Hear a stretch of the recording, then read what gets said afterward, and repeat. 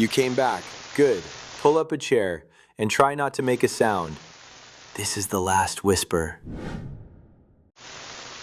At 6:14 in the evening, Mara Venn walked into a house that had been empty for 9 years. At 6:37, her sister called her and asked why she was already asleep upstairs. At 6:42, Mara found her own shoes by the back door, wet from rain she had not walked through yet.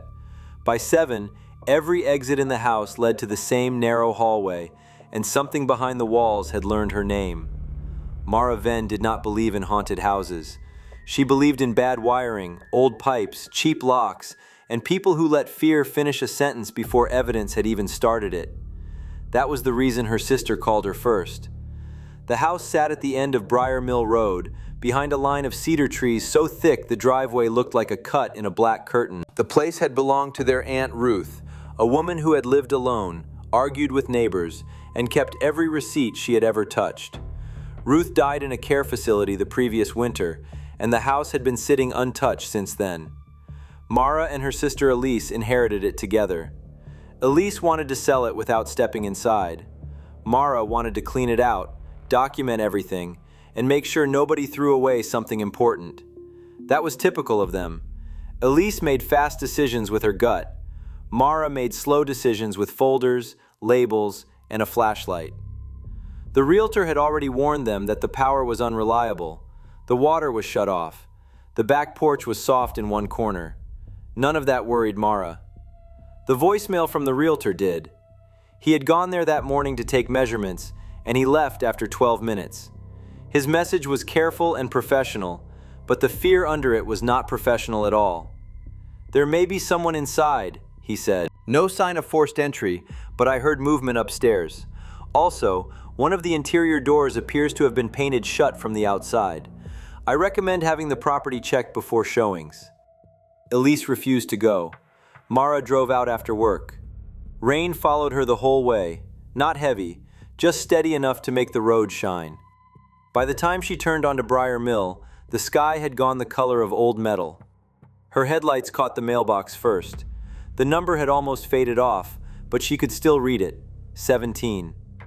The house rose behind it, 2 stories, narrow windows, cedar siding gone dark with weather. It looked less abandoned than paused, like the family had stepped out during dinner and never returned. There was no car in the drive, no lights, no movement. Mara parked facing the road. She liked being able to leave fast if something felt wrong. Before getting out, she took 3 pictures. Front of the house, driveway, tree line. Then she texted Elise. "At the house, going in now, call in 20 if I don't text." Elise replied immediately. "Don't be brave, be normal." Mara almost smiled. She went to the front door with Ruth's old key on a ring. The lock turned before the key was fully in. That made her stop. She pushed the door open with 2 fingers and waited. The house smelled shut in, but not rotten. Dust, old wood, cold fabric, and something faintly sweet underneath, like dried flowers left too long in a vase. "Hello?" Mara called. Her voice moved through the entry and came back thin. No answer. The foyer was exactly as she remembered from childhood visits.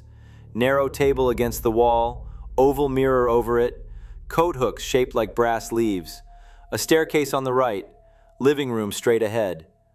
Mara stepped inside and left the door open behind her. She kept one hand on the flashlight and one hand on her phone. In the living room, white sheets covered the furniture. The fireplace had been swept clean. A calendar on the wall still showed October, 9 years earlier. The day Ruth's husband had died was circled in red pencil. Mara took pictures as she moved, not because she was scared, because she was methodical. The realtor needed records. The estate lawyer needed records. Elise needed proof that the house was just a house. In the dining room, the table was still set for 4. That made no sense. Ruth had lived alone for years. 4 plates sat in place, each with a folded napkin. 4 glasses, 4 forks. At the center of the table was a bowl of wax fruit coated in dust. Mara took another picture. Then a floorboard creaked upstairs. It was not the normal settling of an old house. It had weight in it. One step, then another. Mara stood still and listened. The sound crossed from left to right above her, slow and deliberate, and stopped near the top of the stairs. This is private property, Mara called out. Police are already aware of the address. That was a lie, but it was a useful lie. The house answered with silence. Mara backed toward the foyer. The front door was still open. Gray rain showed beyond it. Her car waited in the driveway.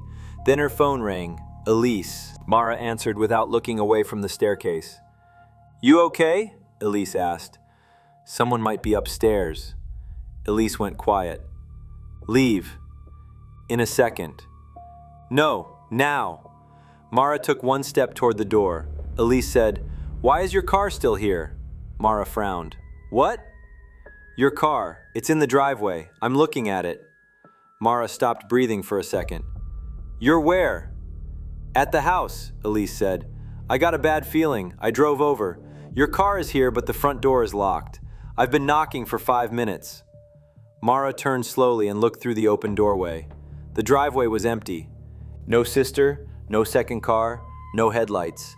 Just rain, trees, and the narrow road beyond. Elise, Mara said carefully, the front door is open. I'm standing right beside it. No, it isn't. Mara stepped onto the porch. The rain touched her face. The driveway remained empty.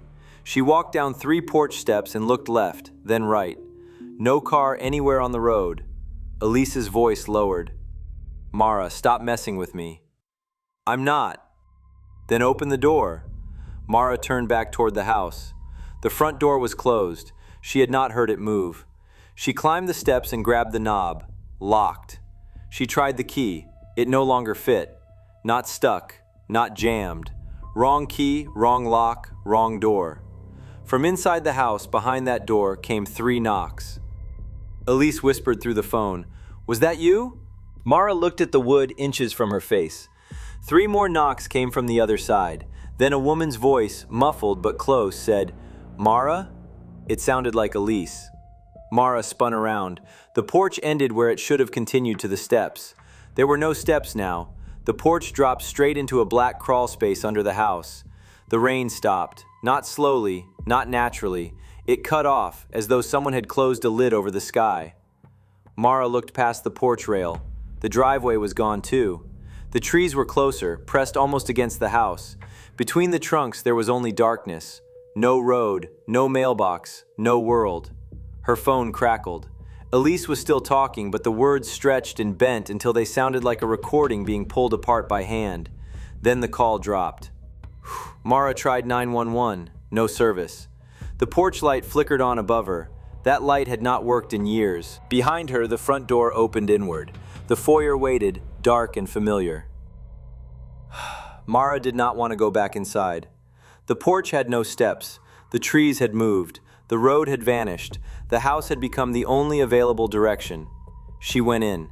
The door closed behind her with a soft click. Mara did not run. Not yet. Panic makes people stupid, and she knew that. She took inventory. Phone. Low signal. 58% battery. Flashlight. Working. Keys. In pocket. Exit. Front door unreliable. Threat. Unknown. She opened the front door again. This time it led into the laundry room. The washer and dryer were old, cream-colored, and covered in dust. A single bare bulb hung from the ceiling. Mara stared at them, then turned back. The foyer was still behind her. She closed the door, opened it again. Laundry room. Closed it, opened it. A narrow upstairs hallway. The wallpaper in that hallway was yellow with tiny blue flowers. Mara knew it. It had been outside Ruth's bedroom when Mara was 10. But the hallway could not be on the other side of the front door. It was on the 2nd floor. At the far end of it, someone stood half hidden in shadow. Mara shut the door. Her hands were shaking now. She crossed to the living room and tried the windows. Painted shut. Every one. The locks had been fastened from the inside, but the frames would not budge even when she hit them with the base of the flashlight. In the dining room, the table was no longer set for 4. It was set for 5. The 5th plate sat at the head of the table. A folded napkin rested on it. On top of the napkin was Mara's driver's license. She touched her back pocket. Her wallet was still there. She pulled it out and opened it. The license slot was empty. Mara picked up the license from the plate. The picture was hers. The name was hers. The address was not. 17 Briar Mill Road. She dropped it. From upstairs came the sound of Elise crying. That broke something in Mara's caution. She ran to the staircase and took the steps 2 at a time. At the top, the hallway was not the one from Ruth's house. It was longer, much longer. Doors lined both sides, more doors than the house could possibly hold. Some were white, some bare wood, some painted colors that belonged in different decades. A hospital door with a wire glass window stood beside a child's bedroom door covered in faded stickers. A motel room door with a brass number 6 hung across from a heavy red door with no handle. The crying came from the end. "Elise!" Mara shouted. The crying stopped. Every door in the hall opened 1 inch. Mara froze. Darkness waited behind each gap. Then all the doors whispered at once, "Not that name." Mara backed up until her shoulder hit the wall. The wallpaper was damp under her palm. She turned toward the stairs. The stairs were gone. In their place was a bathroom, small, windowless, green tile, a sink with rust around the drain, a mirror over it. Mara had never seen that bathroom before, but the sight of it made her stomach drop with a deep, animal certainty. The room was wrong in a focused way. The whole house was wrong, but the bathroom felt intentional. The crying started again inside it. Not Elise this time, a little girl's voice. Mara stepped back. Her phone lit up. New message from Elise. "Police are here. They say the house burned down in 2015. Mara read the line 3 times. Another message arrived. "There is no house here." Then a picture came through. It loaded slowly, 1 gray strip at a time. The photo showed the end of Briar Mill Road in the rain. A cracked foundation, blackened bricks, weeds growing through old floorboards. Mara's car parked at the edge of the ruin with its headlights on. There was no porch, no siding, no roof, no upstairs. In the center of the foundation stood a single interior door, closed. Mara looked up. The same door stood at the end of the impossible hallway. The little girl behind it laughed. Mara ran. She did not know where she was running because the layout had stopped pretending to be a house.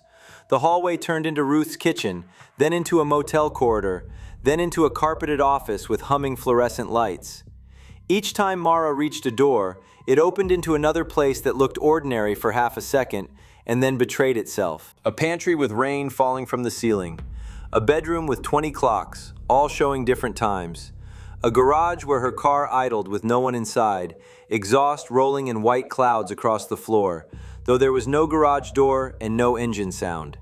She opened a closet and saw the foyer from above, as though she were looking down from the ceiling. She opened a freezer and saw the road outside, miles away, with Elise standing beside a police cruiser, screaming into her phone. Mara slammed it shut before Elise saw her.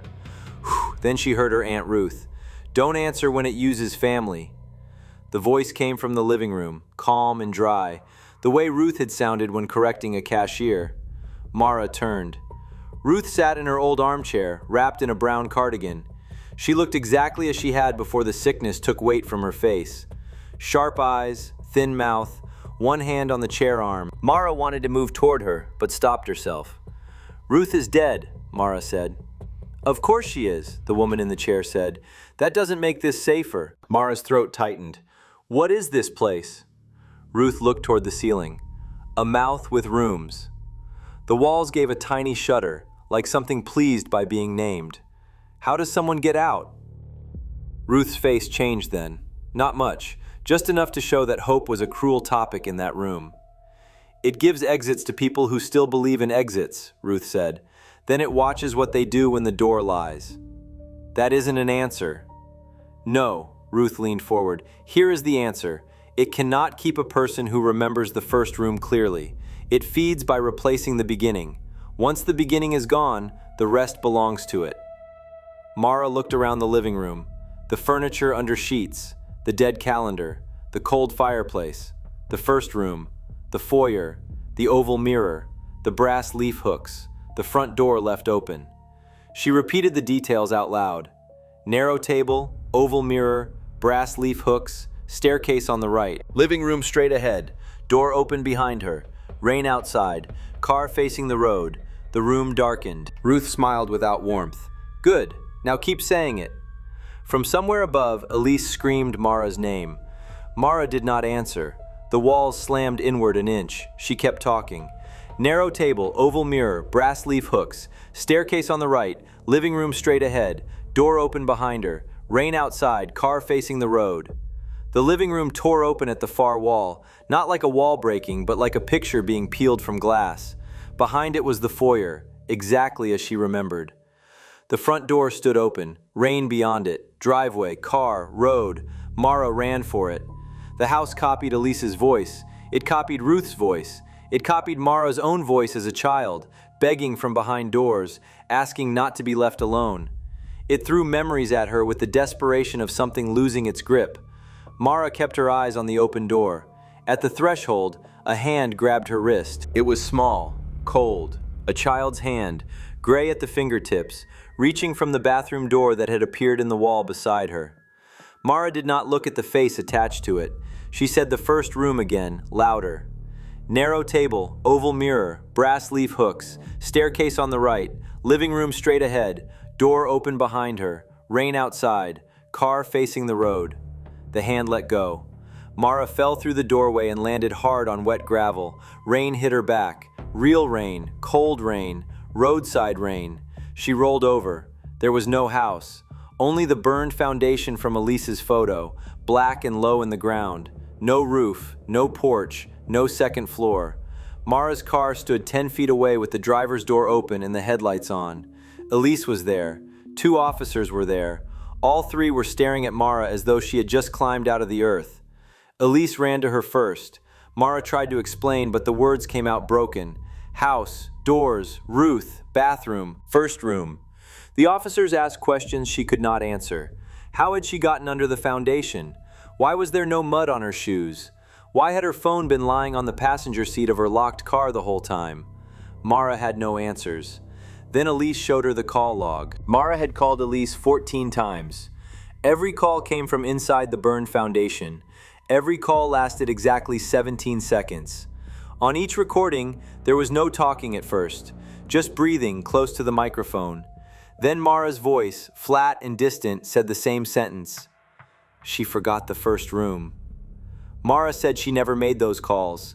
The officers searched the ruin until midnight. They found a cellar entrance under collapsed boards, sealed with rusted chains from the outside. They cut it open and went down with flashlights.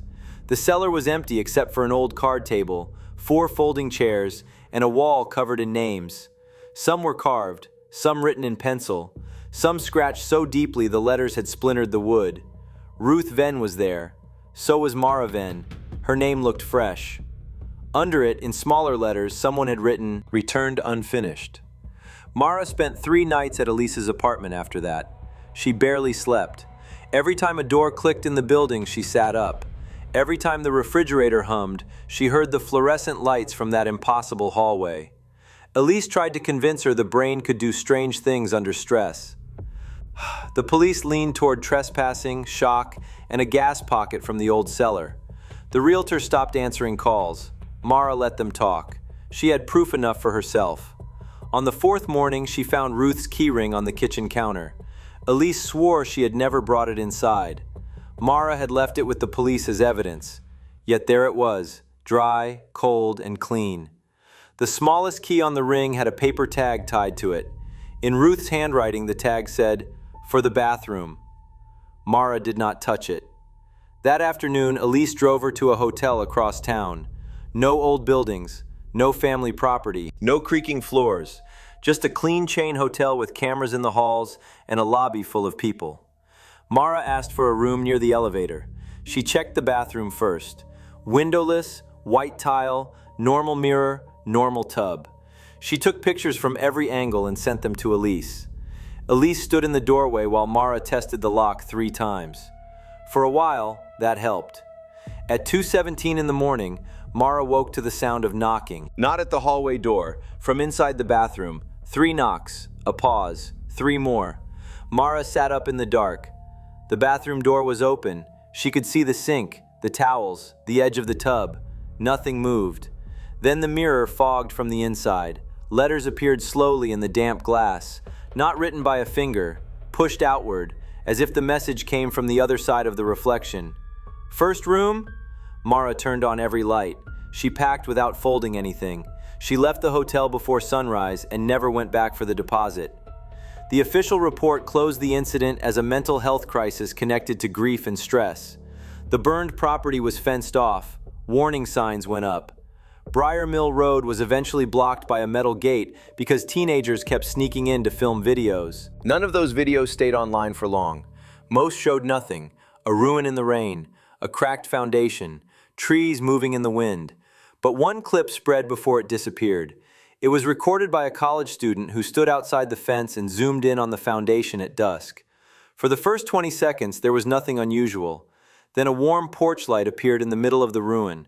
A door formed beneath it, not built, not opened. Formed, like the darkness had remembered the shape. The student whispered, "Do you guys see that?" From behind the new door came a woman's voice, calm, close, polite. "Come in, it's raining." The video ended there. Mara saw it once before it vanished. She did not recognize the voice. Elise did. It was Mara's. That is where the story stands. A burned house with no house left. A missing aunt who had written rules on keys. A woman who escaped only by remembering the first room. And a door that still appears when the weather is right. This story has one clear conclusion. The house was never haunted by the dead. The house itself was alive, and it used the dead as bait. It learned voices, it learned rooms, it learned which memory to steal first. Every person trusts the room they just walked out of. Every person believes a door is honest until it proves otherwise. That trust is exactly what Briar Mill Road hunted. Here is the question that should stay in the listener's head tonight. When someone walks into a room and forgets the doorway behind them, how would they ever know they had already been swallowed?